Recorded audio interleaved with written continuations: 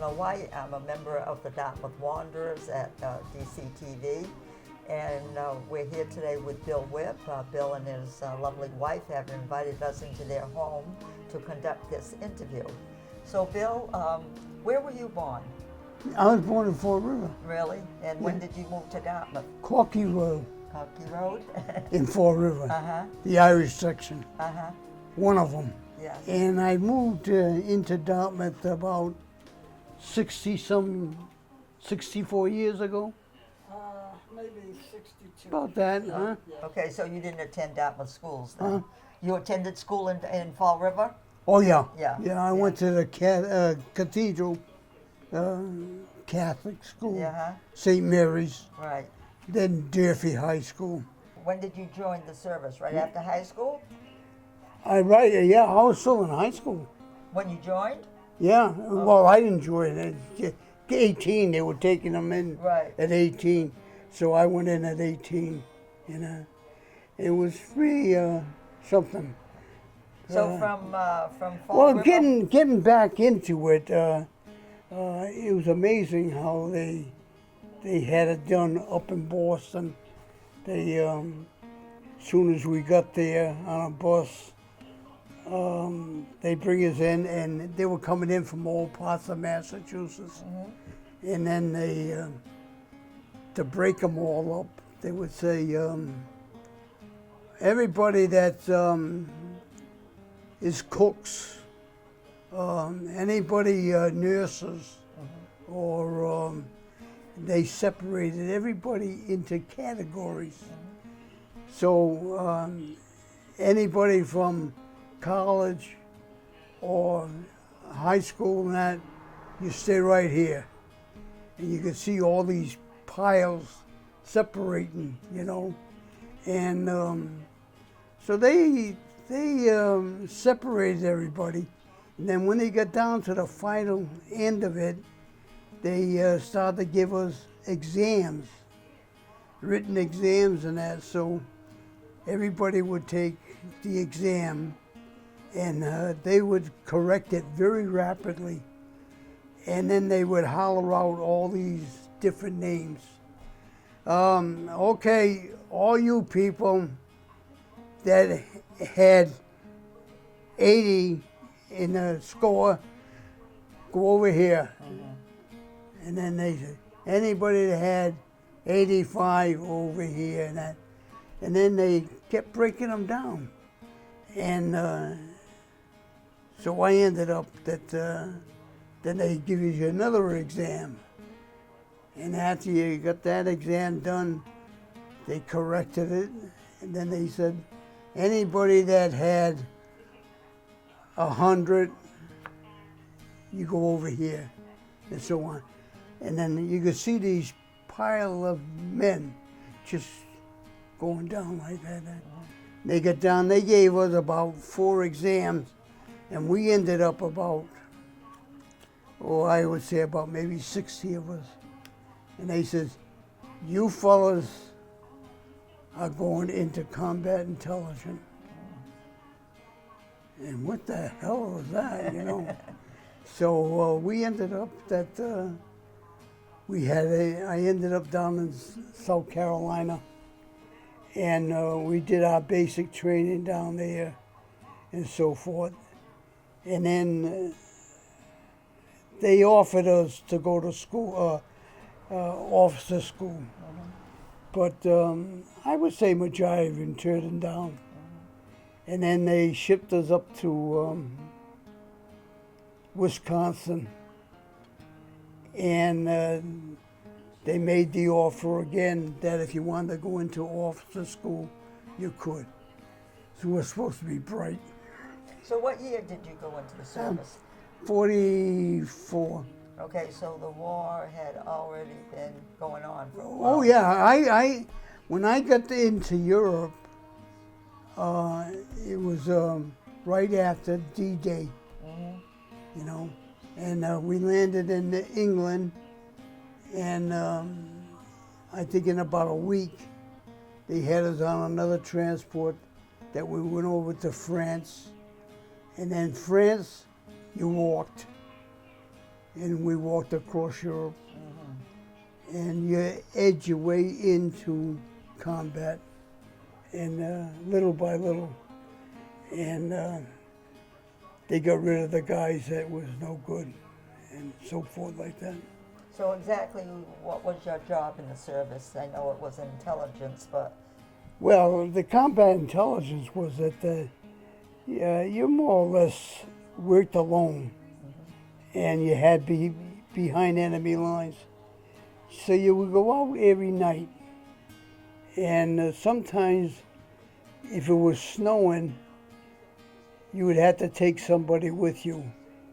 And then when you get to a point that you thought would be beneficiary to what you want to do, the man that you had with you would continue walking in the snow, making a footprint back to the American lines.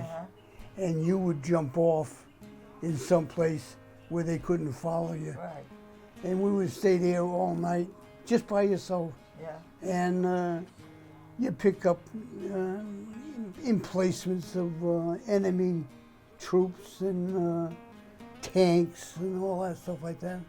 And then you would, the following morning before daylight, you were supposed to get back. But the dangerous part was that you didn't get back sometime. And so you were stuck there for the whole day, yeah, and you had to hide so they couldn't see you. And then the bad part was that the password would be changed, and you wouldn't know it. And your men on your line, it didn't take much for them to shoot you. You know what I mean? So you had to be very careful.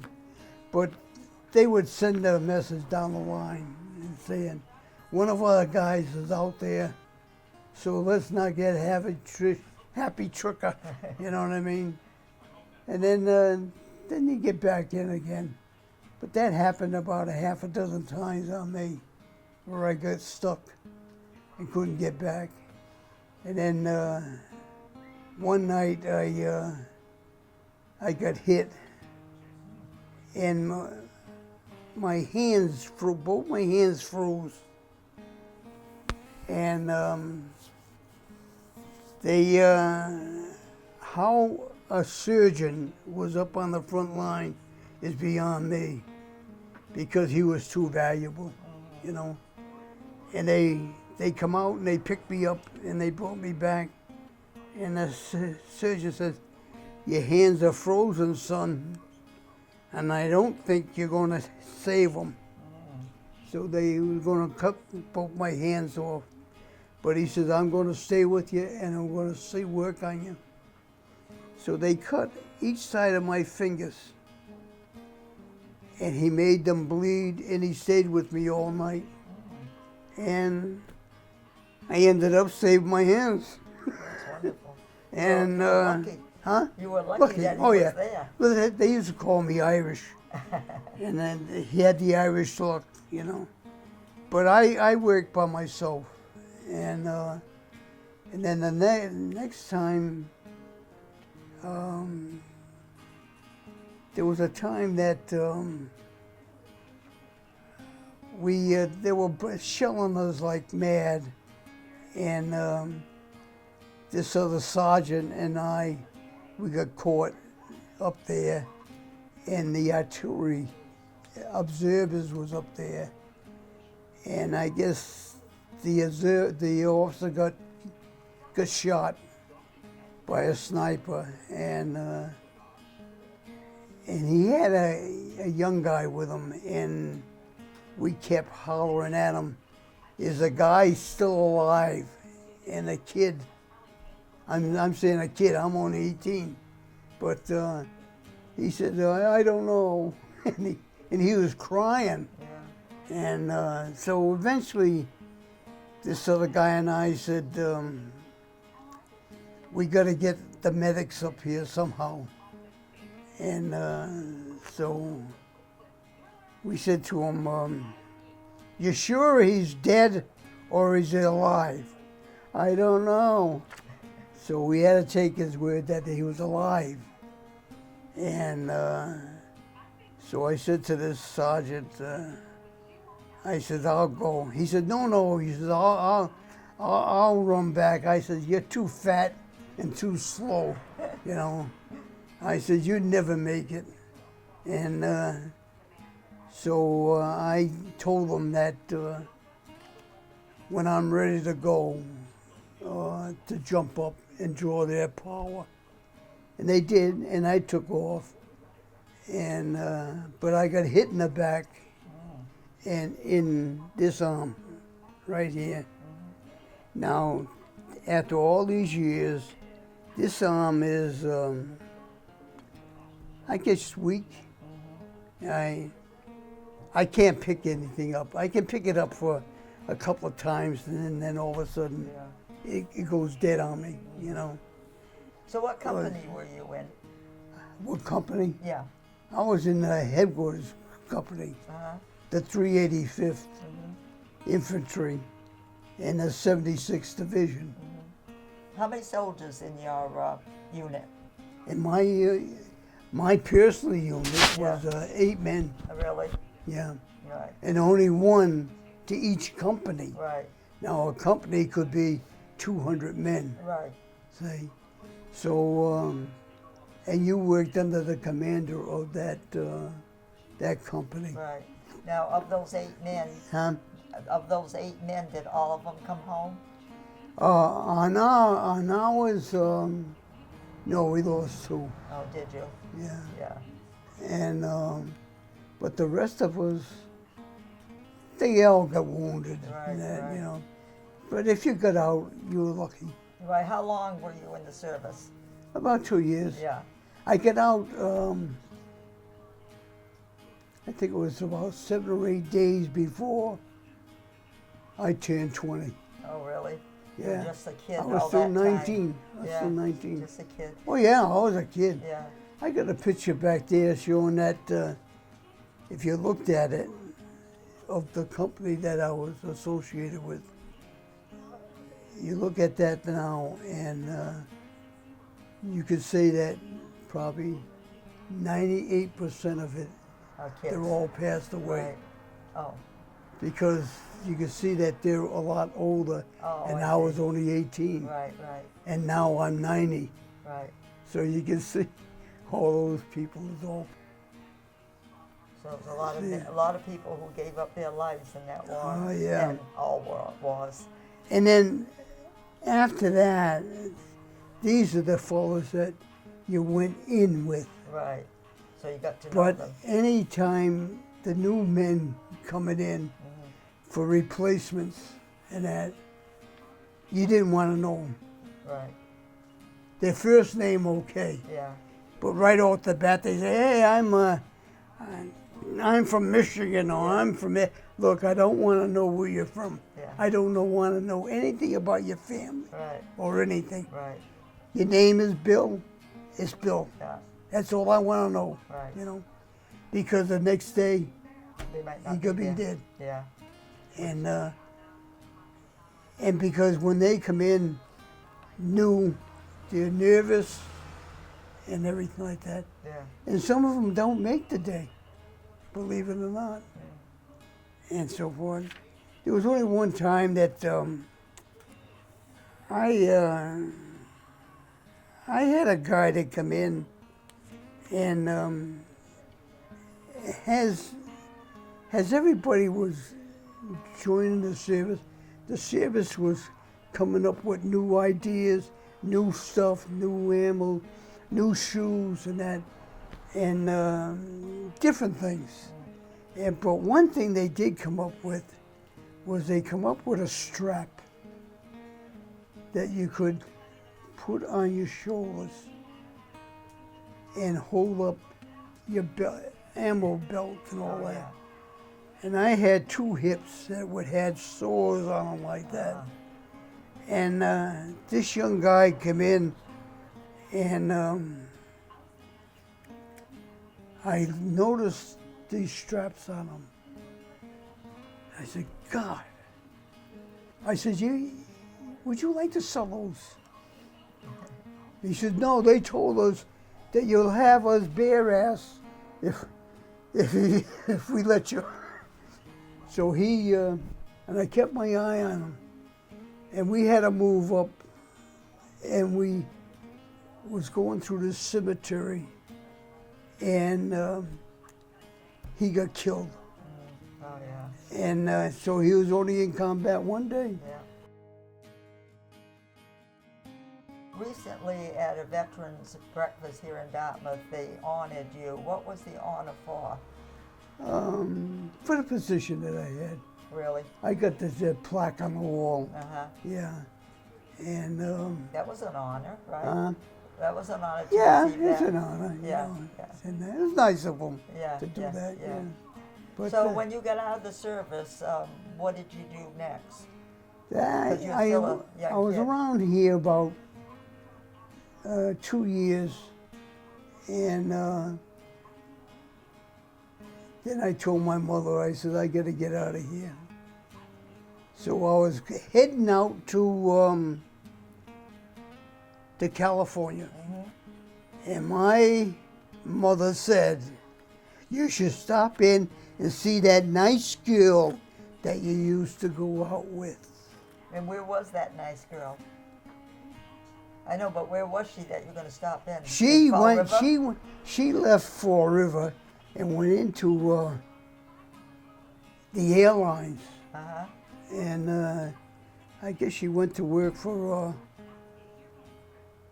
United Airlines. United Airlines, Uh-huh. and so I had my ticket to California. So to listen to my mother, I stopped in Michigan. Stopped in Michigan to see my Yeah. girlfriend. And I stayed there. And we lived there for about 6 years? 5 years? How long? 3. Huh? 3. 3? 3? And I ran out of money. So I went to work in the construction business. Uh-huh. And I loved it. And I did most of my construction out there in Dearborn, the University of Michigan, out there. And then I started working all over Detroit and stuff like that. But then we came back here. My mother was alone. My father had died, and my oldest brother was in bad shape. And I come back, and we were in the ice business. I started the ice business up that my father was working in. And then while I was out in Michigan, my father died. And I come back, and I brought a truck for my younger brother, and he kept the business going. And then he called me up. He didn't call me up. He sent the letter, said that he was giving up the business and come pick up my truck.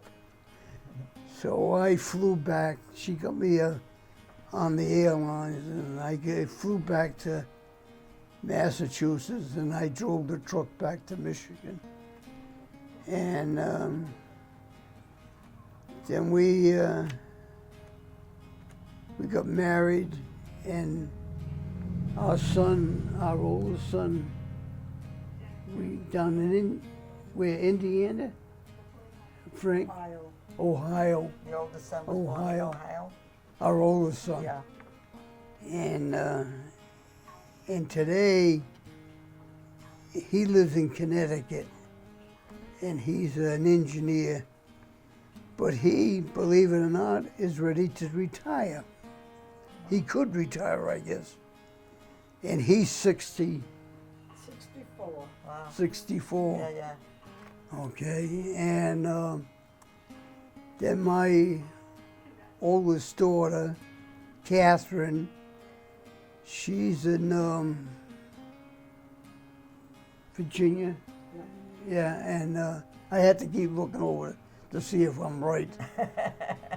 And Catherine's worked herself way up.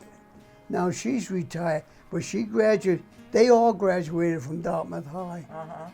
And Frank played, my oldest son, played 4 years in Dartmouth football. And he ended up with in Michigan, Connecticut, you know, and that's where he is today. So he comes home every so No, often. does he have children? Huh? Does he have No, children? he's not married Oh. either. He was smart. Very smart, very smart. Now, your daughter, My daughter, Catherine, she has to work with the vice president.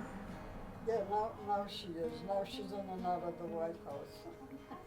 she But work- she works with the vice president of the United States. Oh, wow, And that's with the pictures that's in the back. impressive. Yeah. She used to be a narc agent down in Miami, working at the narcotics, going out on raids and things like that. The DEA. And then she, So what does she do for the vice president? We don't know. we don't know, you can't, they don't tell you. Oh, okay. They don't tell you. Okay, She got a picture back there, but right. you can't use it Right. to advertise or anything like Right, that. right, right. They stop you for that, you Yeah. know. Yeah. And then while I was here, but I worked in New York, in New Jersey, before I even met Celia. And then when we come back here, I worked for, I worked in Newport, Rhode Island for construction. Ranger out of New Bedford. And I worked in Newport around 4 years on different jobs. And but I wasn't pick and shovel. I mean, I was Right. up Like there. supervisor or And something. then Mr. LaRange asked me to come to New Bedford and run the gas company jobs and all that stuff in New Bedford. You didn't have to run them. The crews that you put out there Right. did all the work, you know. And then he asked me to go to Maine. So I went up to Maine and we worked on a series of bridges from Litchfield to Augusta, building these overhead on the highways. And then I come back here and I went to work for an equipment company, selling equipment and all over here for J.J. Gregory. And then I went to work for Fields Machinery out of Cambridge and what I didn't work at. So then I went back into the construction business. And then I brought a plant in Fall River. And I turned it into precast concrete. They made septic tanks, and we did all that. And while I was there, I still was working on selling this equipment and all that. And then I met two friends that used to work with us in the Rangers, followed by a name of Ray Crotto and another one by John Medeiros. And I asked them if they wanted to be partners in a company that we had in Fall River. And he says, yeah. And I had already owned the business. And so they come aboard. And we did pretty good. And unfortunately, the plant was right in the center of an expansion of a highway to go to Boston. Oh, so they So the state took it. put us out of business. Yeah. And I went back into, I was always in the construction business. And I used to estimate jobs and supervise them and all stuff like that. And then I ended up working for lumber yards and all this stuff like that, you know. You have more than 2 children? Oh yeah, we You have. mentioned 2. We had Oh, Ellen, Now, where is Ellen? and Ellen lives with us here, Uh-huh. and we have Patrick, Okay. and we have Elizabeth. Uh-huh. Don't get me wrong, though. I say to all the kids, "Hey, you." I don't. I know their names, but it takes me time to come up with. My father used to call everybody Charlie. Charlie, Yeah, everybody. my mom says, "Hey, you." Yeah. Okay, so Yeah. when did you get involved in Dartmouth? When did you get involved in Dartmouth? Well, I sat on the board of. I sat on every board in the town of Dartmouth. I think I'm the oldest person that sat on more boards in the town of Dartmouth. Uh-huh. Because when I was in the construction part, it built part of school, DeMello School, Yeah. conversion of the pool school into High school? high school, Yeah. and all the jobs that went on in town of Dartmouth. I joined all that, Uh-huh. and then the Board of Appeals Right. was Joe Constantino Right. and Ray Souza. Mm-hmm. Ray had 40 years, and Joe Constantino, attorney, he had over 30 years, and I had 26 years, I think, on that. And then I got on the Veterans Board. Yeah. But I was on all these construction jobs, Yeah. the police stations and the schools, and I served on so many of them. Now, you were a town meeting member also, right? Oh yeah. How many years? I've been a town meeting member about, what, 40 Are you years? still? 40 years or something? Are you still a town meeting member? Yeah, Oh, wow. yeah, Wow. yeah. No, that's great. I think it's a good form of government. Right. It Right. really is. Right. How many years have you been married? 1,000. How many? 1,000. Yeah, Your wife it says feels like that. 1,000. It feels like that. It feels like that. So what is it, about 60 or About 65. 65? Yeah. Yeah. 65 Yeah. years. Yeah. A That's lifetime. And Yeah. I got scars to show you every one of them. You're very lucky. No. Oh, yeah. That I will have to agree Yeah. with you. Yeah. I couldn't do it without her. No, no, that's true. No, she's the boss. Yeah.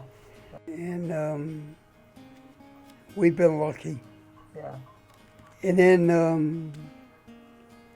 and I used to get a lot of guys' jobs in the construction field. Right. Yeah. All my brothers and her brother and my kids in the construction field. The only one that didn't go on to college was my youngest son. And I think the construction money, more or less, made up his mind to stay in construction. Yeah. Yeah. He's in construction as of today. Right. But my oldest son, he went on Yeah. to college. And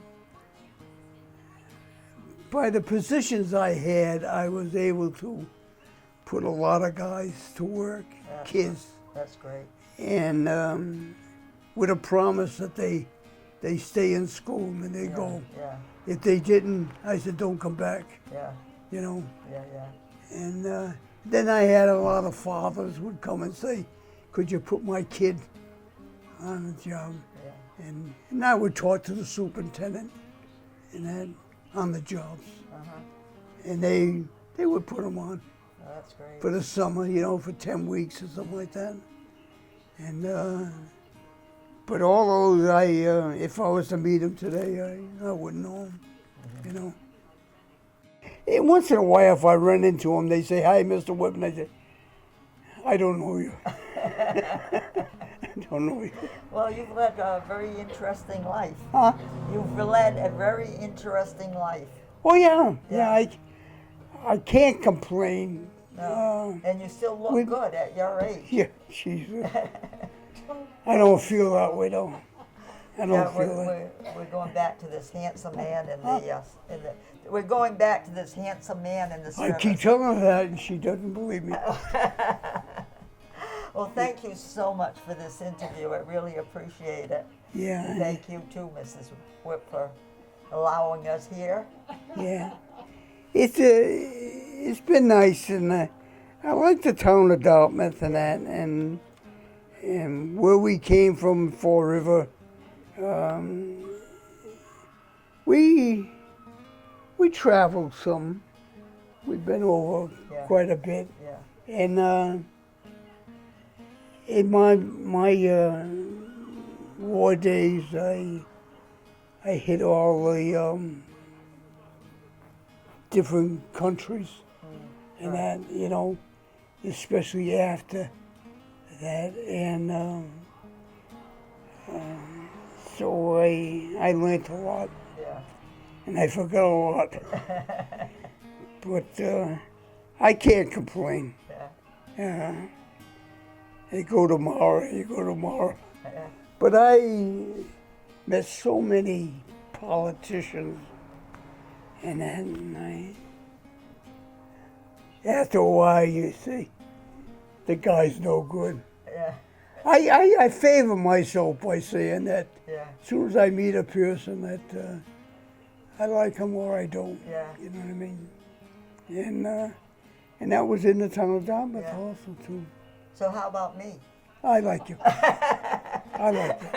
I like you too.